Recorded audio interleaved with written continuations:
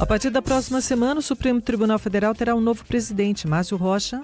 Depois de 2 anos como presidente do Supremo Tribunal Federal, o ministro Luiz Roberto Barroso vai passar o comando da corte para o ministro Edson Fachin na próxima semana.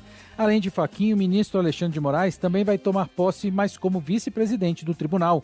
O plenário se reuniu para uma última sessão sob a presidência de Barroso, que fez um balanço do período que comandou tanto o Supremo quanto o Conselho Nacional de Justiça. Por causa das resoluções aprovadas nos últimos 2 anos pelo CNJ, por exemplo, houve uma redução de 12% nos processos que tramitam no tribunal, que analisa atualmente 19 mil ações.